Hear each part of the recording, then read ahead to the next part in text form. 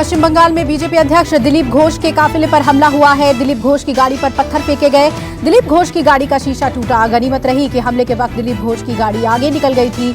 यह हमला बंगाल के अलीपुरद्वार में हुआ। इस घटना के बाद पश्चिम बंगाल में राजनीति गर्मा गई है। दिलीप घोष ने मुख्यमंत्री ममता बनर्जी पर हमले का आरोप लगाया है। बताया जा रहा है कि दिलीप घोष अलीपुरद्वार के जयगांव में बीजेपी की एक जनसभा संबोधित करने जा रहे थे। इस दौरान टीएमसी समर्थकों ने पत्थरबाजी शुरू कर दी। काले झंडे दिखाते हुए गो बैक के नारे लगाए। बवाल बढ़ने पर दिलीप घोष को रास्ते में ही रोक दिया गया। पुलिस ने आगे जाने की इजाजत नहीं दी। पश्चिम बंगाल चुनाव से पहले टीएमसी में बगावत की खबर आ रही है। ममता बनर्जी के करीबी और कद्दावर नेता शुभेंदु अधिकारी ने ममता बनर्जी से अलग रैली की। अपनी रैली में शुभेंदु अधिकारी ने भारत माता की जय के नारे भी लगाए। रैली में ममता बनर्जी की तस्वीर भी नहीं लगाई गई। माना जा रहा है कि चुनावी मौसम में शुभेंदु सीएम ममता को झटका दे सकते हैं। ममता के कई मंत्रियों में भी नाराजगी की खबर है। आज कैबिनेट बैठक में शुभेंदु समेत 4 मंत्री नहीं पहुंचे। मंत्रियों के कैबिनेट बैठक में न पहुंचना टीएमसी में बगावत की तरह देखा जा रहा है। इस बीच बीजेपी ने दावा किया है कि 10 से ज्यादा मंत्री और 2 दर्जन से ज्यादा विधायक उनके संपर्क में हैं, जो समय आने पर पार्टी छोड़ सकते हैं। आपको क्या लग रहा है? अभी बंगाल में बीजेपी का लहर चल रहा है। लहर चल रहा है। हाँ। तो ये जो कुछ मंत्रियों ने बगावत की है, तो ये और भी बढ़ सकता है क्या? नहीं, बढ़ सकता है। हैं? आज तो देखिए कल परसों में अंदर क्या होगा। अच्छा, मतलब टीएमसी के अंदर भी बहुत ज्यादा सही नहीं है, ठीक नहीं है नेताओं की स्थिति। अच्छा, वो लोग भी चाहते हैं कि जिस तरीके का एक पूरे पश्चिम बंगाल में स्थिति है, माहौल है, उसको देखकर वो भी फैसला अपना बदल सकते हैं। हाँ। ठीक है। बुधवार को बीजेपी कार्यकर्ताओं को संबोधित करते हुए पीएम मोदी ने बंगाल का बिगुल फूंका था। पीएम ने बंगाल में बीजेपी कार्यकर्ताओं की हिंसा का मुद्दा उठाया था और कहा था कि मौत का खेल खेलकर लोकतंत्र नहीं चलता, मौत का खेल खेलकर किसी को वोट नहीं मिल सकता।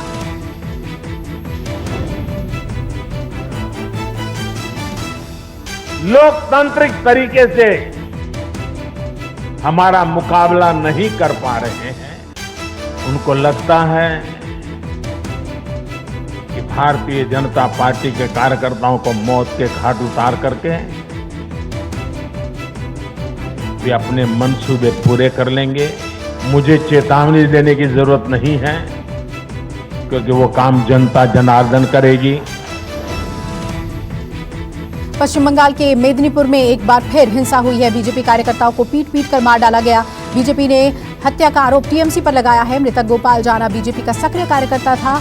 बीजेपी की ओर से जारी बयान में कहा गया कि हमारे कार्यकर्ता की तृणमूल कांग्रेस के गुंडों ने क्रूरतापूर्वक हत्या कर दी।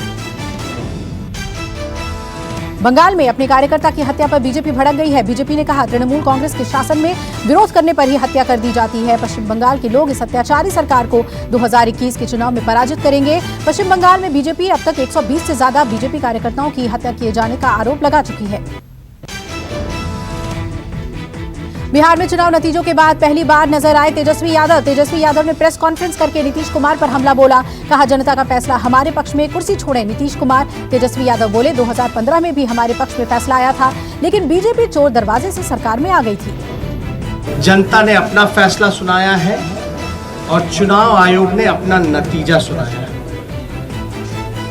जनता का फैसला महागठबंधन के पक्ष में है, चुनाव आयोग का नतीजा एनडीए के पक्ष में। ये कोई बिहार में पहली ऐसी कोई घटना नहीं है। 2015 में महागठबंधन जब बना था तो वोट जो है, जनादेश जो है, वो महागठबंधन के पक्ष में था, लेकिन चोर दरवाजे से बीजेपी सरकार में आया।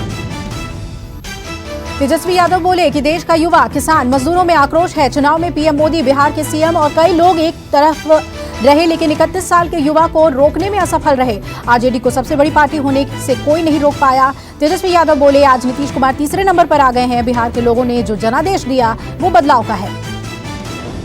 धन, बल, छल, एक तरफ देश के प्रधानमंत्री, बहुत ही शक्तिशाली प्रधानमंत्री, और एक बिहार के मुख्यमंत्री, तमाम पूंजीपति इस 31 साल के नौजवान को रोकने में नाकाम रहे। जनता दल को सिंगल लार्जेस्ट पार्टी होने से रोक नहीं पाई। बिहार में फिर से नीतीश कुमार ही मुख्यमंत्री बनेंगे। नीतीश कुमार दीपावली के बाद 16 नवंबर को ले सकते हैं मुख्यमंत्री पद की शपथ। नीतीश कुमार इस बार 7वीं बार बिहार के मुख्यमंत्री के रूप में शपथ लेंगे। सबसे पहले साल 2000 में नीतीश ने बिहार की सत्ता संभाली थी।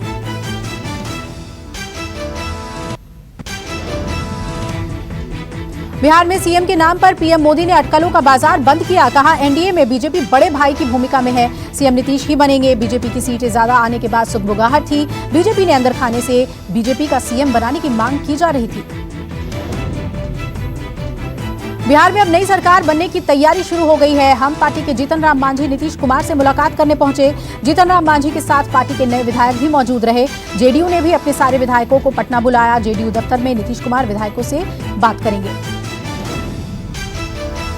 बिहार में हार के बाद कांग्रेस नेता तारिक अनवर ने बड़ा बयान दिया है। उन्होंने कहा कि हमें सच को स्वीकार करना चाहिए। कांग्रेस के कमजोर प्रदर्शन के कारण महागठबंधन की सरकार से बिहार महरूम रह गया। कांग्रेस को चूक पर आत्मचिंतन करना चाहिए। एमआईएम की बिहार में एंट्री शुभ संकेत नहीं है। मानते हैं कि महागठबंधन के कारण, कांग्रेस के कारण महागठबंधन की सरकार नहीं बनी। बिल्कुल मैंने इस बात को स्वीकार किया अपने ट्वीट पे और ये एक सच्चाई है, क्योंकि 70 में हमारे पास सिर्फ मात्र 19 सीट हमको मिली, जबकि एक्सपेक्टेशन कहीं ज़्यादा था। तो हम अपनी कमजोरी या कहिए अपनी कमी को हम महसूस करते हैं। आरजेडी के मनोज झा ने नीतीश कुमार पर तंज कसा। कहा, 40 सीट लाने के बाद भी सीएम का सपना देखते हैं नीतीश। पब्लिक वास्तव में मास्टर है। ऐसी जीत सीएम की जीत के खिलाफ ही है। अगर फिर भी नीतीश मुख्यमंत्री पद लेते हैं तो केवल भगवान ही जानता है कि ये भ्रम कब तक चलेगा।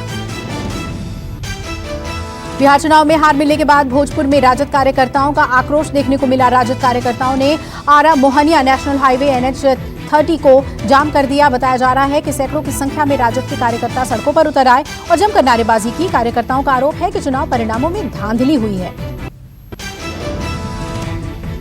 महागठबंधन में कांग्रेस की हार को लेकर कांग्रेस नेताओं में रोष है। कांग्रेस नेताओं ने मौजूदा प्रदेश अध्यक्ष मदन मोहन झा को लेकर नाराजगी दर्ज कराई है। कांग्रेस नेता और पूर्व विधायक ऋषि मिश्रा ने कहा, कांग्रेस की हार केवल एक व्यक्ति मदन मोहन झा के कारण हुई है। उन्हें तत्काल नैतिक जिम्मेदारी लेते हुए इस्तीफा देना चाहिए। हमारी सरकार बन चुकी थी, लेकिन एक व्यक्ति का जिद और एक व्यक्ति का इनएफिशिएंसी, हमारे जो अध्यक्ष हैं मदन मोहन झा जी, दिन भर खाली आश्रम में बैठ के 4 लोग उनके हैं, 4 लोगों के साथ राजनीति होती है कांग्रेस की। वहां पर तुम कहां से जीत पाएंगे सीट? बिहार से अपने प्रदर्शन से खुश हैं MIM chief Asaduddin Owaisi. MIM के 5 नवनिर्वाचित विधायकों ने ओवैसी से मुलाकात की। हैदराबाद में असदुद्दीन ओवैसी और उनके विधायकों की मीटिंग हुई। बिहार में एमआईएम ने 5 सीट हासिल की है। एमआईएम पर बिहार में आरजेडी और कांग्रेस के वोट काटने का आरोप लग रहा है। जेएनयू कैंपस में स्वामी विवेकानंद की मूर्ति का आज अनावरण करेंगे प्रधानमंत्री नरेंद्र मोदी। शाम 6:30 बजे वीडियो कॉन्फ्रेंसिंग के माध्यम से मूर्ति का अनावरण करेंगे। शिक्षा मंत्री रमेश पोखरियाल निशंक भी मौजूद रहेंगे और इस दौरान पीएम मोदी एक बार फिर कार्यकर्ताओं को संबोधित करेंगे। जेएनयू में इस मूर्ति को लेकर विवाद भी हो चुका है। मूर्ति को नुकसान पहुंचाने की भी कोशिश हुई थी। 3 साल पहले इस मूर्ति का निर्माण शुरू हुआ था। 2018 में काम पूरा हुआ था और तब से मूर्ति ढकी रखी हुई थी। जेएनयू छात्रों ने लगातार मूर्ति के निर्माण को लेकर यूनिवर्सिटी प्रशासन पर हमले किए हैं। मूर्ति के लिए पैसा कहां से आया, इसे लेकर छात्रों ने कई बार सवाल उठाए। दीपावली से पहले मोदी सरकार ने एक और राहत पैकेज का ऐलान किया। प्रेस कॉन्फ्रेंस करके वित्त मंत्री निर्मला सीतारमण बोली, अर्थव्यवस्था की हालत में बहुत सुधार हुआ है। जीएसटी कलेक्शन 10% बढ़ा। वित्त मंत्री ने कहा, आरबीआई ने 2020-21 से पहले पूर्वानुमान के मुकाबले सकारात्मक वृद्धि के साथ अर्थव्यवस्था को लेकर एक मजबूत संभावना की भविष्यवाणी की है। आत्मनिर्भर भारत रोजगार योजना कर्मचारियों को केंद्र सरकार ने बड़ी राहत दी। आत्मनिर्भर भारत रोजगार योजना 2.0 के तहत सरकार ने एक अहम फैसला लिया है। सरकार इससे जुड़े कर्मचारियों को ईपीएफओ से जोड़ेगी। ऐसे कर्मचारी जो पहले पीएफ के लिए रजिस्टर्ड नहीं थे, उनकी तनख्वाह 15,000 से कम है तो उन्हें इस योजना का लाभ मिलेगा। किसान क्रेडिट कार्ड को लेकर वित्त मंत्री ने कहा, अब तक 1,83,14,000 से ज्यादा आवेदन रिसीव किए गए हैं। बैंकों ने 1,57,44,000 से ज्यादा किसान क्रेडिट कार्ड को सही पाया है और कुल मिलाकर 1,43,262 करोड़ रुपए 2 चरणों में किसानों को दिए गए हैं। देश में कोरोना का कहर जारी है। पिछले 24 घंटों में सामने आए 47,905 नए मामले, वहीं 550 लोगों की मौत हुई। पिछले 24 घंटे में 52,718 मरीज ठीक होकर अपने घर लौटे। देश में अब रिकवरी रेट बढ़कर 92.79% हुआ और ताजा आंकड़ों के मुताबिक देश में कुल मामलों की संख्या 86,83,917 हुई। देश में राहत की बात है कि एक्टिव मरीजों की संख्या 5 लाख से कम हुई। ठीक हुए मामलों की संख्या 80,66,502 हुई। स्वास्थ्य मंत्रालय के मुताबिक 27 राज्यों और केंद्र शासित प्रदेशों में एक्टिव मरीजों की संख्या 20,000 से कम है। महाराष्ट्र और केरल में 50,000 से अधिक एक्टिव केसेस हैं। दिल्ली में कोरोना का कहर जारी है। दिल्ली में एक बार फिर एक दिन में 8,000 से ज्यादा कोरोना केस सामने आए। कांग्रेस नेता अजय माकन बोले, सीएम केजरीवाल शहर को तुरंत करें लॉकडाउन। अजय माकन ने ट्वीट किया और कहा, बेहतर होगा कि हम दिवाली ना मनाएं जहां हजारों या लाखों से ज्यादा लोगों के लिए ये अंतिम दिवाली ना साबित हो। दिल्ली में कोरोना ने सारे रिकॉर्ड तोड़ दिए हैं। 24 घंटे में 8,593 नए केस आए हैं। 85 लोगों की मौत हो गई है। दिल्ली में कोरोना संक्रमितों की संख्या 4.5 लाख के पार हुए है और जबकि 7,228 लोगों की मौत हो चुकी है। कोरोना के बढ़ते केस को देखते हुए सीएम केजरीवाल ने हर्षवर्धन को चिट्ठी लिखकर 1,092 बेड्स बढ़ाने की मांग की है। कोरोना केस को लेकर हाईकोर्ट ने दिल्ली सरकार को फटकार लगाई है। कोर्ट ने पूछा है कि क्यों दी जा रही छूट पर छूट और कोर्ट ने दिल्ली सरकार से स्टेटस रिपोर्ट भी मांगी है। दिल्ली सरकार ने हाल ही में शादी में 200 लोगों की अनुमति दी थी। सार्वजनिक बस में भी जितनी सीट उतने लोग की अनुमति दे दी है, जिसे लेकर हाईकोर्ट ने दिल्ली सरकार से जवाब मांगा है। वैक्सीन की रेस में सबसे पहले बाजी मारने वाले रूस ने अपनी वैक्सीन स्पुतनिक वी पर बड़ा दावा किया है। रूस ने कहा कि उसकी वैक्सीन 92% लोगों पर प्रभाविक है। स्पुतनिक वी के तीसरे चरण के क्लिनिकल ट्रायल को मंजूरी दे दी गई है। ये ट्रायल बेलारूस, यूएई, वेनेजुएला और अन्य देशों के साथ साथ भारत में भी चल रहा है। अमेरिका और जर्मनी की कंपनी फाइजर कोरोना वैक्सीन को लेकर केंद्र सरकार फार्मी कंपनी के संपर्क में है, पर वैक्सीन के भंडारण को लेकर पेच फंसा हुआ है। फाइजर वैक्सीन के स्टोरेज के लिए -70 डिग्री सेल्सियस की जरूरत होगी। विशेषज्ञों ने वैक्सीन के भंडारण को लेकर चिंता जताई है। रणदीप गुलेरिया ने फाइजर वैक्सीन को लेकर बड़ा बयान दिया है। कहा है कि फाइजर की वैक्सीन को रखने के लिए -70 डिग्री का तापमान चाहिए, जो भारत जैसे देश के लिए मुश्किल है। दिल्ली में बढ़ रहे कोरोना केस पर भी बोले एम्स के डायरेक्टर और कहा कि सुपर स्प्रेडर इवेंट्स बढ़ा रहे हैं कोरोना वायरस। राम जन्मभूमि पूजन के बाद अयोध्या में इस बार दीपावली को और ज्यादा खास बनाने की तैयारी है। राम की पैड़ी पर भव्य दीपोत्सव कार्यक्रम कल आयोजित किया जाएगा। राम की पैड़ी पर 5.5 लाख दीपक जलाए जाएंगे। वहीं राम जन्मभूमि परिसर में पहली बार 11,000 से ज्यादा दीपक जगमगाएंगे। सुरक्षा के मद्देनजर अयोध्या की सीमाएं सील कर दी गई हैं। राजस्थान में पिछले 11 दिनों में चल रहा गुर्जर आंदोलन खत्म हो गया है। राज्य सरकार ने गुर्जर समाज की सभी 6 मांगे मान ली हैं। सरकार की मंत्रिमंडलीय उप समिति और 17 सदस्यीय गुर्जर प्रतिनिधि मंडल के बीच समझौता हो गया। समझौते के बाद गुर्जरों ने आंदोलन खत्म कर दिया है। पिछले 11 दिनों से डटा गुर्जर समाज पटरी से हट गया है और तंबू भी हटा दिए गए हैं। लखनऊ में कैसरबाग चौराहे पर चलती बाइक आग का गोला बन गई। चलती हुई बाइक में अचानक आग लगने से हड़कंप मच गया। आग लगने के चलते बाइक सवार ने कूदकर अपनी जान बचाई। बाइक में आग से आसपास के लोगों में दहशत का माहौल रहा। चलती बाइक में आग लगने की वजह से लंबा जाम लग गया। पाकिस्तान एक बार फिर सीज फायर तोड़ते हुए एलओसी पर पुंछ में पाकिस्तानी सेना ने एक बार फिर से गोलीबारी की और मोर्टार दागे। भारतीय सेना ने पाक के इस नापाक हरकत का मुंहतोड़ जवाब दिया है। मुंबई हमले को लेकर पाकिस्तान का सबसे बड़ा कबूलनामा सामने आया है। पाकिस्तान ने फंडिंग प्लानिंग की बात मानी है। हमले की प्लानिंग करने वाले आतंकियों के नाम जारी किया है और आतंकियों ने नाम में चालबाजी की हाफिज का नाम हटाया। और पाकिस्तान खुफिया एजेंसी के मुताबिक 26/11 के आतंकियों ने बोट और लाइफ जैकेट कराची से खरीदा था।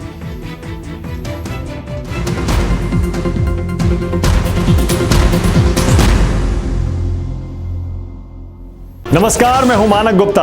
अगर आपको हमारा ये वीडियो पसंद आया हो तो इसे लाइक और शेयर जरूर करें और हाँ, हमें सब्सक्राइब और फॉलो करना ना भूलें ताकि आप देश और दुनिया की कोई खबर मिस ना करें।